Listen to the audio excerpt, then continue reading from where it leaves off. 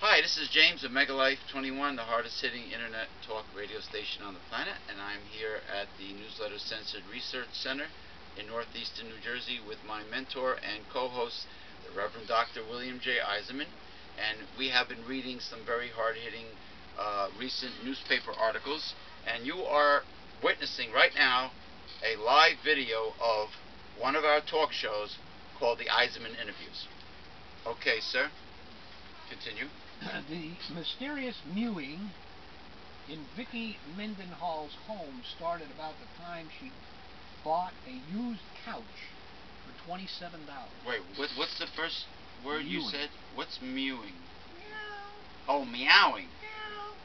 No, mewing. It's called But me. it's you're getting ahead of the thing here. I'm trying to establish Oh, go ahead. I'm sorry. Okay, she bought a couch. like a mystery. Mendenhall bought a couch, and she started hearing me. She heard this mewing going on. Okay? After days of searching, see, this is a mystery. Oh, God. After days of searching for the source of the noise, It's haunted. she found a very hungry calico cat living in the sofa. Safely? Not Her squashed? boyfriend Yeah. was watching TV on Tuesday night and felt something move inside the couch. He pulled it away from the wall, lifted it up, and there was the cat.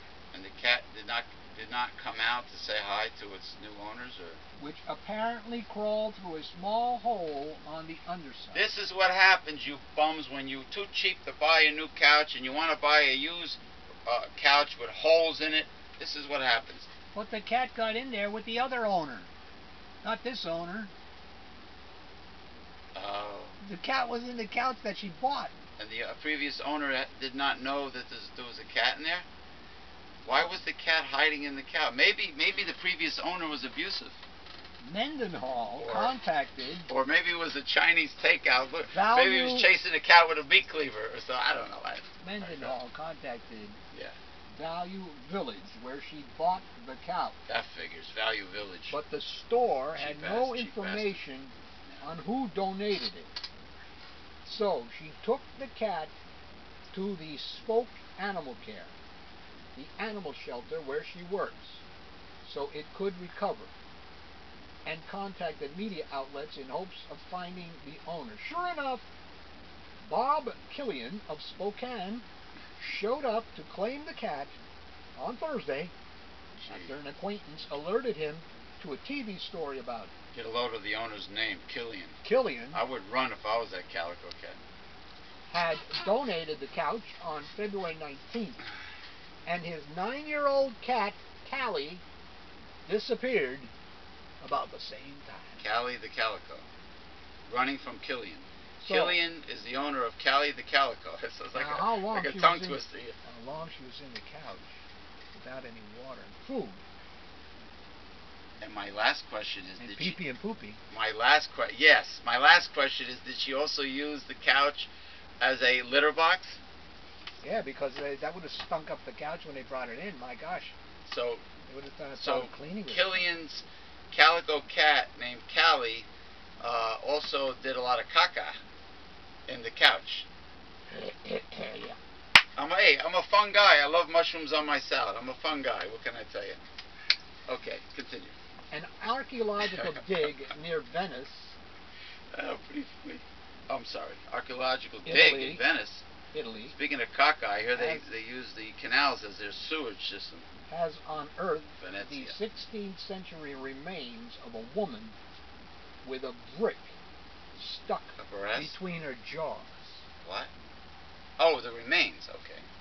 Evidence experts say that she was believed to be a vampire. Historians think the burial shows an ancient vampire-slaying ritual and suggests the legend of the blood-sucking creatures was tied to medieval ignorance of how diseases spread and what happens to bodies after death. She have canines? Long canines? The skeleton was found in 2006 on an island north of Venice, amid corpses buried in a mass grave during a 1576 plague epidemic. Yay. For the first time, we have found evidence of an exorcism against a vampire. Well, I think what you said before is true. I think many mental health and as well as physiological diseases were misinterpreted by crazy hysteria. Yeah, and they held power in those days, so yeah, like the Catholic Church. Anybody thinking rightly would have been crushed. Yeah, if you disagree Yeah. with the Catholic Church, they were in yeah. power. Yeah. In Europe. Yeah, that was curtains for you, buddy. Yeah, well, didn't they give Galileo a hard time? Yeah, and if he wasn't so famous, they would have killed him. Maybe Copernicus. Tortured him. Inquisition, whatever. Yeah, and he was a scientist. They don't like science, the Catholic Church. No. Actually, I don't think the Republican Party likes science either. No, they don't. They make fun of it all the time. They believe in faith. Faith. Wrong faith, but faith. Their interpretation of the Bible. Yeah. So in other words, they'll make fun of science, but they won't make fun of their buddies who think they're speaking in tongues in one of their born-again evangelical, religious ceremonies where they go. And it's kind of funny. Their hands are opening. It's kind of funny too because in their way of thinking, of course, they're saving their lives, their soul, right? But if they're wrong, then they're not saving anything, are they? True. So isn't it better to listen? So their faith is dead. Don't they have a better chance to listen to somebody that really knows the Bible verbatim and only get their information from the Bible? If they're going to take a chance and roll the dice, they ought to get the story right. Get the story right. That's exactly it. All right. Continue. Medieval texts show the belief in vampires was fueled by the disturbing appearance of decomposing bodies. During epidemics, mass graves were reopened to bury corpses, and diggers would find older bodies that were bloated with blood seeping out of their mouth, with a hole in the shroud covering their face.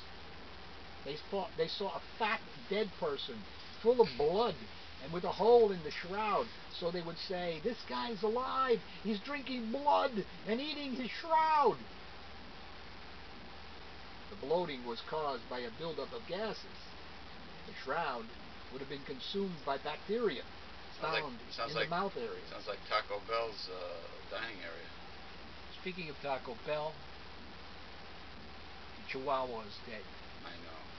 I told Esmeralda that don't be sad, but don't be too sad, because during the series of Frasier with Kelsey Grammer, the original Eddie, the Jack Russell, yes, he died, and they had to get a replacement, a lookalike for Eddie.